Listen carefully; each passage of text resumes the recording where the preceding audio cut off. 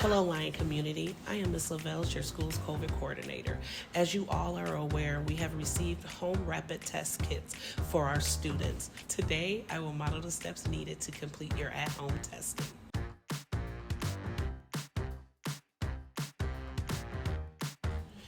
This is the test that you will receive. Here are the steps on how to complete your home test. First thing you will do is open up the side of your box. Inside your box, you will see your actual test, your nasal swab, and the liquid activator for your test. There is a small slit on the side of the testing package. You open your test, you take out your kit. This is what your testing kit looks like. You are to open it up and lay it on a flat surface. Next, you will take your activator applicator. We will take off the top. In the top hole of your kit, we will put 6 drops in the top hole of your kit. 1, 2, 3, 4, 5, 6. It might look like it's a lot, but it's definitely the right amount.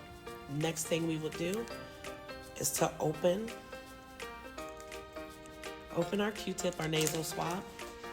You're to take the nasal swab and you are to put it in each nostril, about a 1/2 to 3/4 inch up, and we are to swirl it around at least 4 times in your right nostril, and then repeat in your left nostril.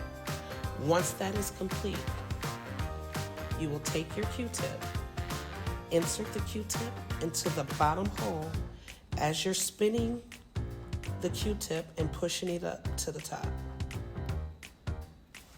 Once that is complete, you will remove the adhesive covering, cover your test, make sure that it is put together. It'll kind of look like a lollipop when you're done. And as the test is starting to work, you will see that the liquid is coming up and your blue line will start to turn pink once it's activated. You will wait 15 minutes to get the results of your test. 1 line is a negative result, 2 lines would be a positive result. If by chance there are any positive results in the home, please contact me at the front office at 763-522-6830, and we will go from there.